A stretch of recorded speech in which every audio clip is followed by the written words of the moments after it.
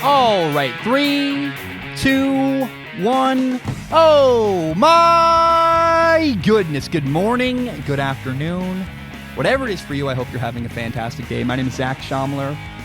This is Strong Opinion Sports. Thank you so very much for tuning in. Today's Monday something. You listened to the last episode, all about the XFL. Guess what? It's about an hour later. It's 10 o'clock. It's 10:13 a.m. Got to leave at noon for my plane. Will I make it? Will I not? I have no idea. I think I will. I only have one more podcast to record after this. That's not insane. I think it can happen. I hope so. Oh, my God.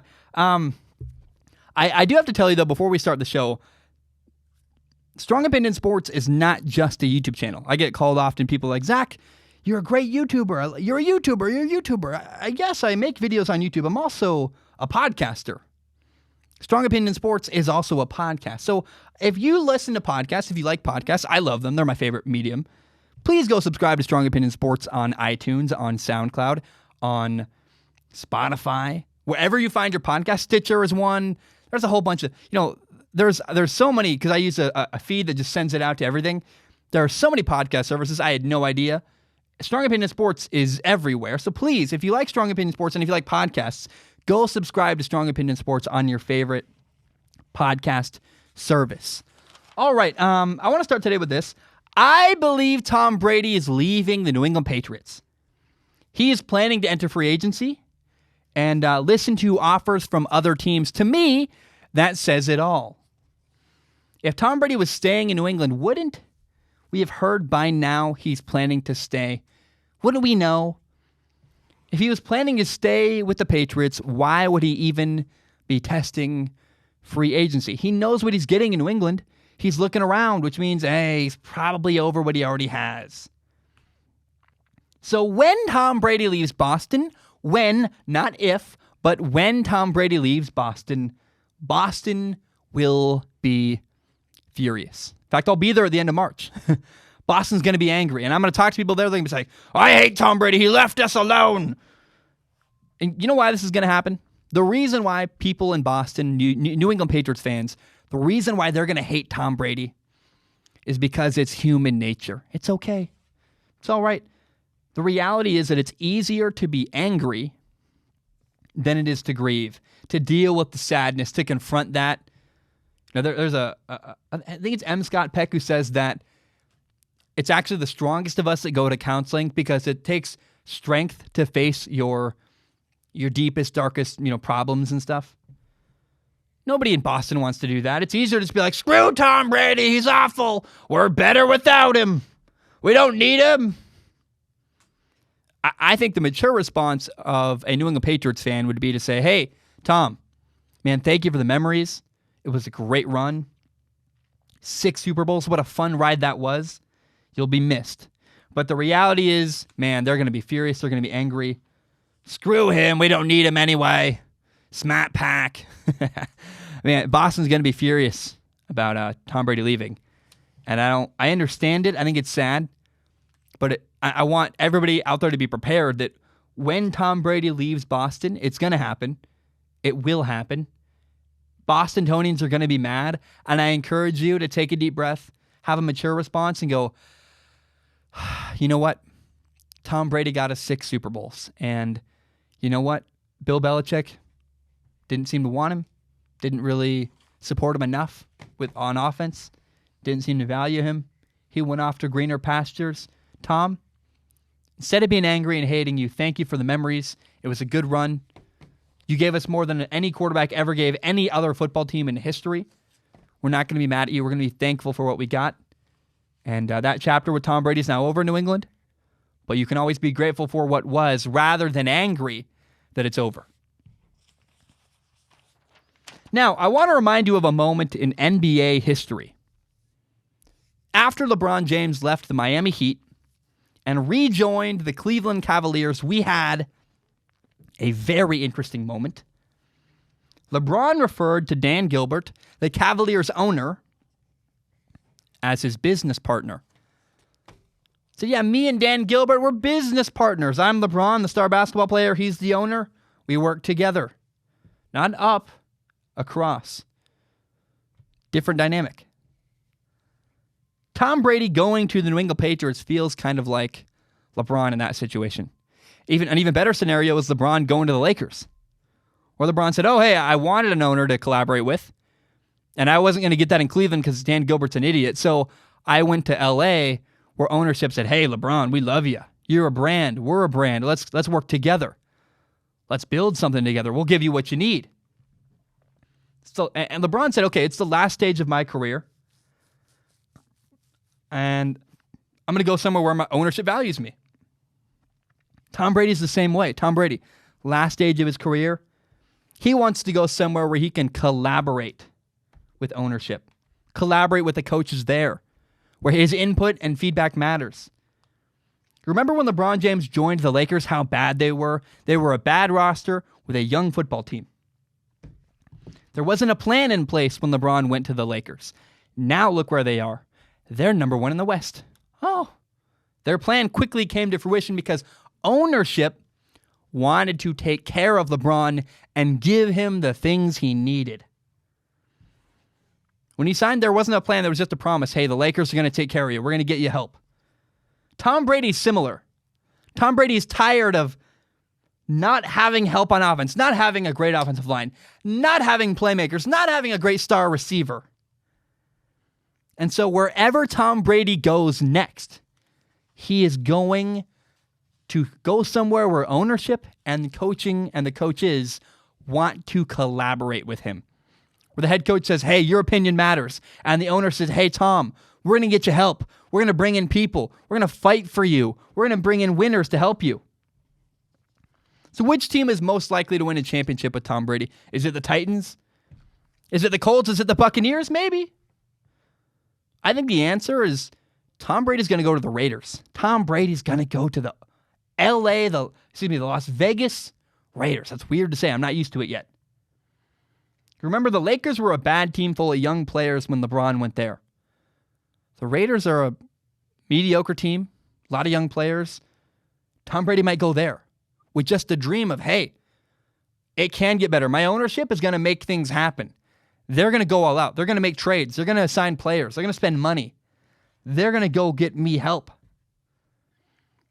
Tom Brady to the Raiders would be exactly the same as LeBron to the Lakers. Tom Brady's a brand. The Raiders have a great brand. They have a cool head coach, John Gruden. And the organization in Las Vegas would fight hard to get Tom Brady the help he deserves. That is what I think is going to happen with Tom Brady and his next move. Okay, there is a culture in America that tells you you are stuck in your situation.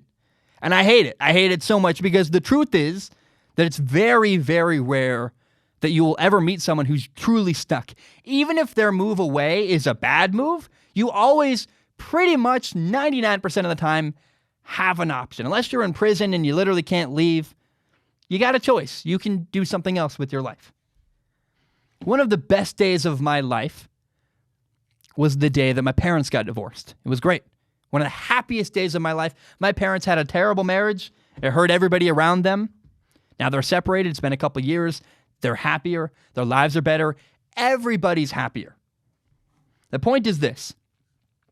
If you're in a bad situation, leave. Walk away. You don't need to put up with a bad situation. And everybody has this idea that, oh, leaving's bad. Don't withdraw. Stupid. Yeah, and by the way, everybody has a bad day. I'm not saying leave immediately, but there's a Steve Jobs quote. I'm going to totally misquote him, but it's something to the effect of, if you wake up and too many days in a row, you're not excited about what you're doing, then make a change. If too many days in a row you wake up not feeling good about what you're doing, do something else. And I would go even farther to say that if you're in a bad situation and there's a better one out there, leave. Leave the bad relationship. Leave the job you only kind of like but isn't really fulfilling. Maybe you don't like the college you go to a better college. Maybe you want warm weather where you live. Go live in a warm city. Go live in Florida or California. You live in Buffalo and you're cold. Maybe you want cold and you live in Florida. You're like, I hate the sun. I want to go live in Buffalo. Do that. My point is, don't settle for good or okay. Go get great. Go get the thing you actually want in life. So I really look up to and admire people who are not afraid to make changes in order to go get what they want. That leads us to Carson Palmer. Carson Palmer is a former NFL quarterback. He played for years with the Cincinnati Bengals. This is how Carson Palmer is remembered. He was a guy who was pretty good. Pretty good. Not a Hall of Famer, but pretty good. He never won enough in Cincinnati. And then, at the end of his career, when he was past his prime, he's remembered as a guy who succeeded a little bit with the Arizona Cardinals. He lost an NFC Championship game. That's not bad. Now, there is more to Carson Palmer than the way he's remembered. There's a move he made in his career that is widely undervalued and underappreciated. There's a thing Carson Palmer did that nobody seems to appreciate. And I understand why people don't appreciate it. That's because in our culture, you're just supposed to stay put. You don't leave your hometown. You don't leave your bad marriage. You don't leave your job. That's dumb. You have a job. Why would you leave? You're supposed to deal with it. You're supposed to stay put. Leaving is naughty. You're not allowed to leave. Carson Palmer found himself in a bad situation with the Cincinnati Bengals. They drafted him number 1 overall. They were terrible and they got him. He was there for 7 years, and in his 6th season, second to last, by the way, made the playoffs. They went 10-6. They won their division, by the way. Made the playoffs. They lost. Carson Palmer got hurt in the playoff game against the Steelers. And, for Carson Palmer, though, making the playoffs wasn't good enough. He said, man, we can do better. We can go farther. We can win a playoff game. We can go get a Super Bowl. He said, our ownership needs to go spend money in free agency, go make a trade or two. Let's do this. We're so close. Carson Palmer was all fired up. Let's go win a Super Bowl. We are right there. We're on the cusp. And the Bengals ownership wasn't willing to do that. The Bengals did not do what it took to win a championship. They did sign Carson Palmer to a new contract. He signed it after being promised. The Bengals promised Carson Palmer that things were going to change in Cincinnati. That, they would go get a general manager because the Bengals have never had a general manager because the owner, Mike Brown, kind of works as, he oversees everything. He does hire our director of player personnel, Duke Tobin, who works kind of as a general manager, but there's no general manager in Cincinnati. Mike Brown has the final say.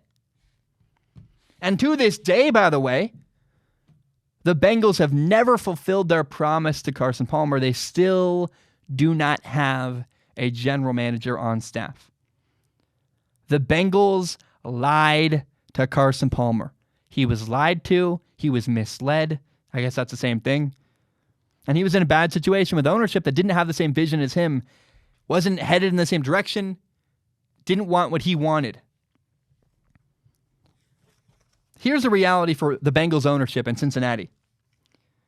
For them, making the playoffs was a successful season. It was enough. Good enough. We made good money this year. Fans are excited. They think we're going to change things and move ahead in the future.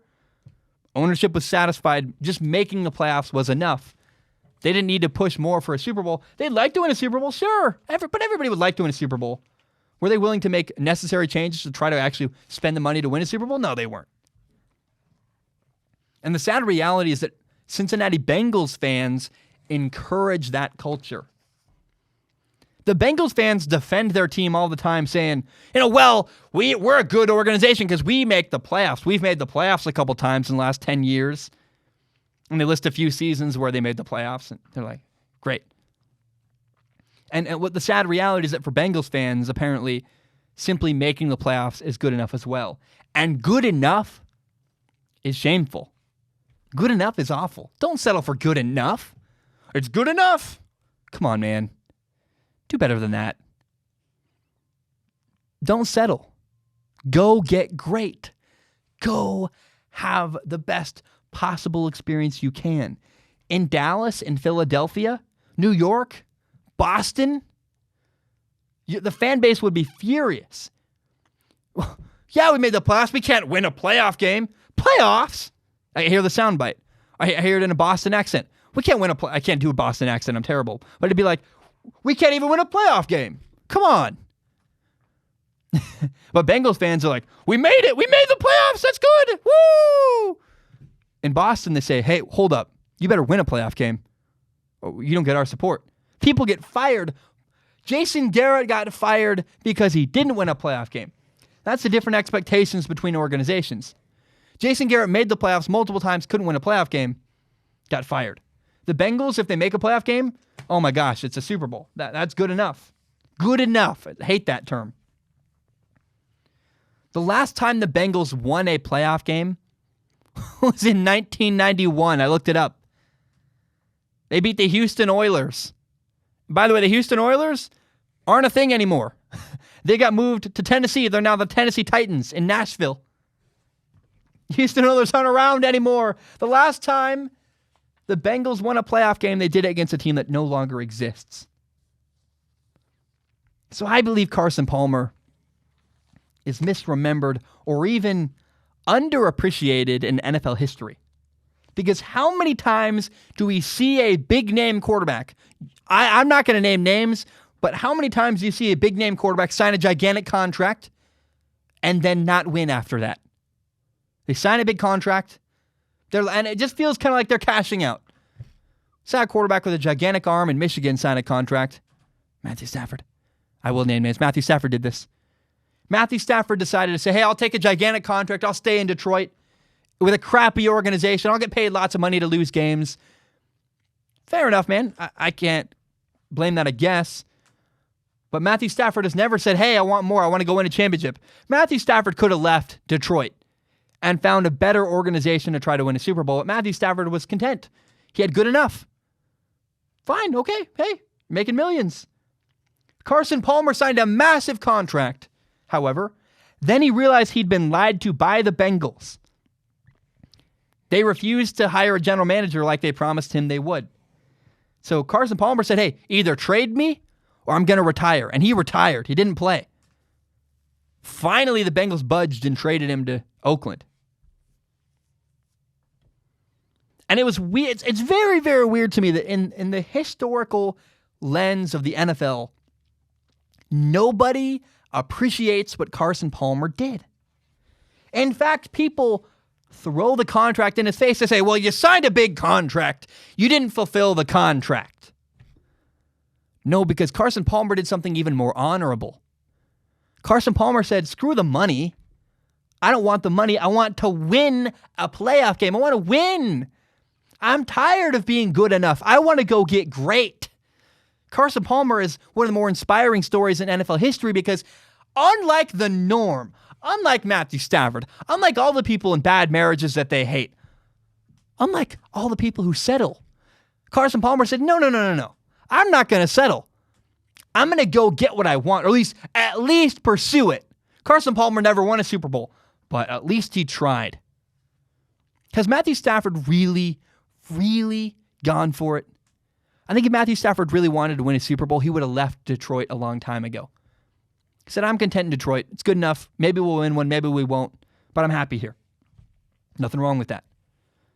But Carson Palmer, the fact that he signed a gigantic contract and decided not to take the money, it wasn't about the money for Carson Palmer. Carson Palmer said, I've made enough money. I don't need more money. I want to win. I have goals for my career. I want to win a Super Bowl. He didn't, but he tried. He went after it. He made moves. He took control of his own life. He tried to go get what he wanted. He failed. He didn't quite make it in Arizona. But man, I respect that story. It's so compelling. Carson Palmer was honorable. He wanted to win and did what he could. Most quarterbacks sell out. Carson put the money aside. I love it, man. I love it so much.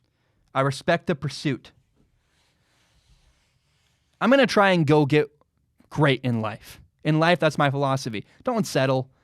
Go get what you really want. Good enough is not actually that great. Good enough is sad. It's a pitiful story. People say, what I have is good enough. Well, are you really satisfied?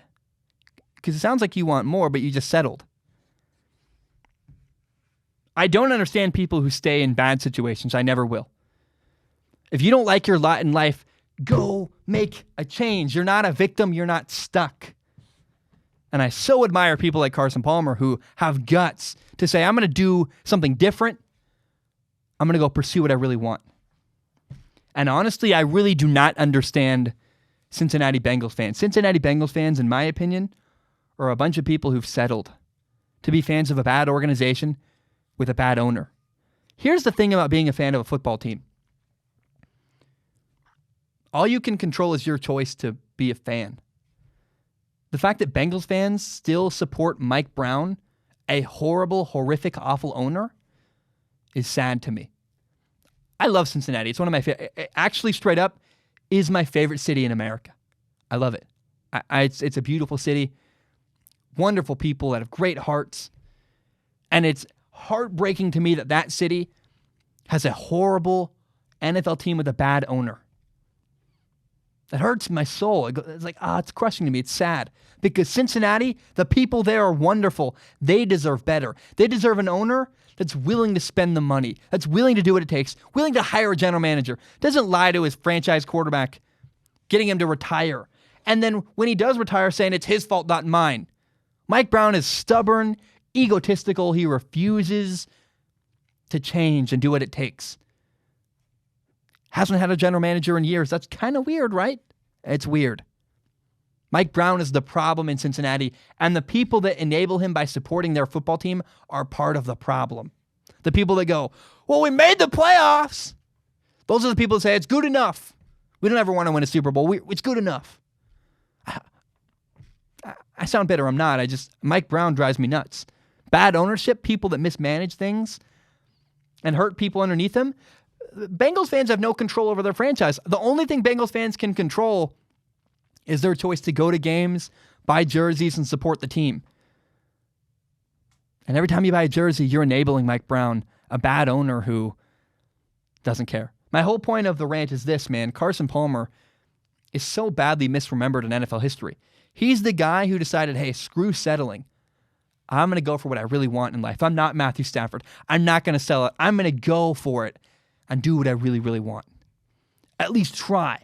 At least try to win a Super Bowl, because I know in Cincinnati, it's not going to happen. I respect Carson Palmer with everything I have, and the more I dig into his story, the more he becomes one of my favorite NFL players of all time. Okay, I've heard a lot of people talk about XFL quarterback PJ Walker. They say, they're like, he never quite made it in the NFL. He's had a shot before.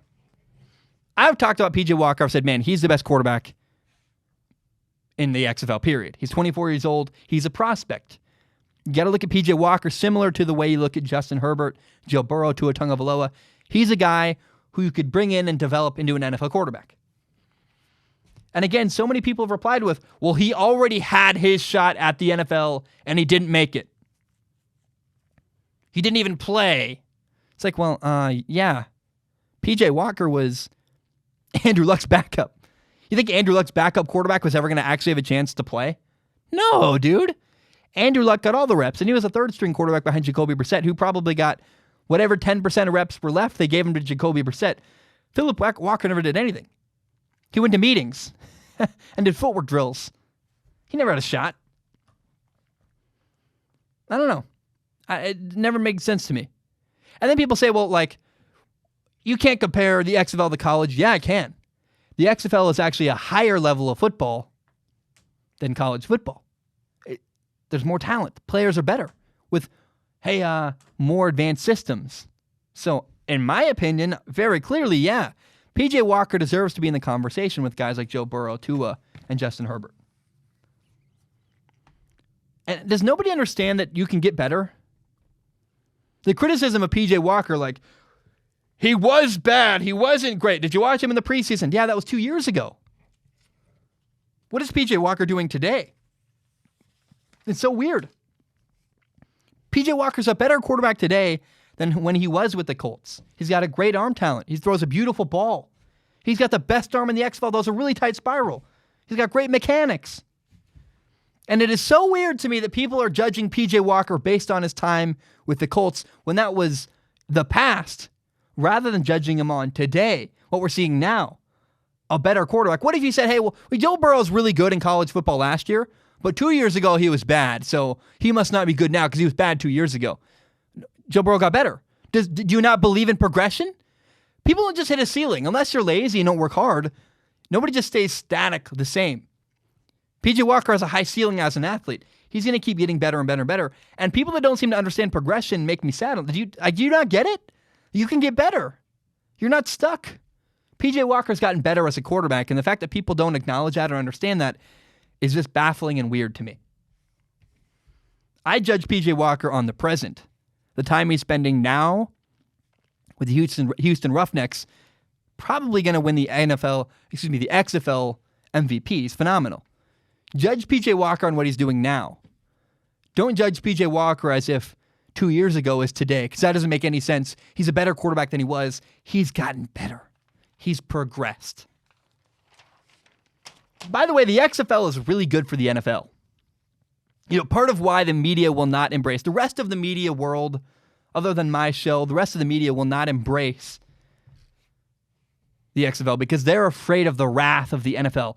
People in the media, let me tell you, are afraid to make the NFL angry, or it's either that or the other option is some people I think have they're like former NFL players. Of course, their allegiance is to the NFL and the truth is they don't want the XFL because it's not the NFL. They're NFL fans. They're not just football fans. I'm a football fan. You put football in front of me, I'm happy. I love football, period. I don't care what league it is. But some people are NFL fans before they're football fans, and that's what's weird to me. But the reality is that the NFL is so happy that the XFL exists. They love it because it allows them to test ideas without having to do anything. It's like hands-off beta testing. For example, the NFL doesn't like kickoffs. Kickoffs are dangerous. Guys running 60 yards full speed into each other and colliding, that's bad. The minute someone gets really badly hurt, it's all over. Like, oh crap. So what the XFL does is does it differently. It's safer. Guys are 5 yards apart. They're not running into each other full speed. And what the NFL can do is watch and see how that idea works. It's beta testing. They can gauge fan reactions to all the little changes. How do they react to the refs? Because the refs are live and you hear all their decision-making process live. Not to mention it's a tryout for players and coaches who potentially could move up to the NFL. Donald Parham is an incredible tight end. You wouldn't have heard of him unless he played in the XFL. Donald Parham's going to be an NFL tight end. But it's only possible because the XFL exists. There's no other place he could play football to showcase his talent. So secretly, you got to understand, secretly, the NFL loves that the XFL exists. And I got to say, by the way, covering the XFL is making me better at my job. It's been a really fun challenge because I'm the only person that seems to be talking about the XFL week to week, following the storylines. You see this in the media all the time, especially right now. I actually am very proud. We talked about Joe Burrow, how he should pull an Eli Manning. I talked about that like 2 months ago, a month ago, whatever. About 2 weeks ago, it became the big trend in the media where, this guy says it, so, that's trending on their page. We should say it too. That's how this time of year when there's not a lot of football stuff going on, a guy has a good idea over there and everybody copies that idea because he's getting views, so let's copy that and let's go get views as well. When you cover the XFL and you're the only person covering the XFL, there's nobody to copy. For me, I have to come up with I have to watch the games, figure out what are the stories, and tell them. And that's been so fun for me. It's my favorite thing because there's nobody to steal from. And you can't accuse me of stealing from because it's not possible. I never do. But now I never do because in the XFL, I'm literally coming up with shit and it's fun. I think I'm saying too much. I don't mean to make this about me. It's just I want to share the experience that some people ask, why are you covering the XFL? It's been really good for me. I've been getting access. They're working with me. I'm learning a lot. One of my favorite storylines that I discovered and found was, P.J. Walker, the best quarterback in the XFL. I thought of this and was really proud of it. I try to develop, I write notes heavily all the time, always trying to write and understand the angles and what could happen. And, Matt Rule's the head coach of the Carolina Panthers. Will the Panthers go after P.J. Walker? You think about it, Matt Rule recruited P.J. Walker to Temple when Matt Rule was the head coach at Temple. They've worked together before. They built a program together before. Storylines like that make it fun for me. And I have had such a blast covering the XFL because it's been so different and such a kind of a challenge, but fun because I've never experienced a problem or how do we even put it? A challenge like this where There's nothing else to go off of. It's just me. Let me tell you, I love it. It's so much fun. And so I appreciate the people that watch. The XFL content doesn't get as many views as I would like, I'll be straight up. But for me, it's valuable because I'm still learning. I'm still growing as a broadcaster. It's been really fun. And I think it's making me better. I really do. And so to me, it's totally worth it and so much fun. So I appreciate all the people that do watch it. It's a blast. I want to end the show today with this. It's an odd story. Both of the Carolina Hurricanes goalies got injured. This is an NHL team. And so what happened is that the Carolina Hurricanes had to turn to their emergency backup goalie, David Ains. He drives the Zamboni which is a thing that resurfaces ice, if you don't know hockey terms very well.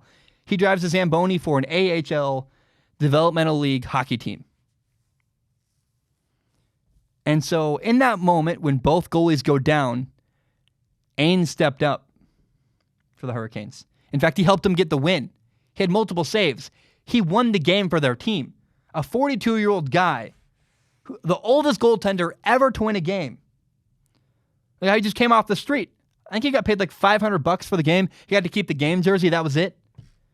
It's a weird, wacky story, man. It's like, this guy, it's so cool. David Ains, a guy who drives a Zamboni, played in an NHL game as a goalie, and he won. That's a story you'll only hear in hockey. Wild, cool, interesting. I don't know what to do with that story. I was just like, I got to talk about this a little bit because that's just crazy to me. What a bizarre. Maybe I'll do a follow-up because I want to hear more about that. Maybe I'll get him on the show. I don't know. But David Ains, what a bizarre, cool, awesome story that is. All right, guys, that's all I have.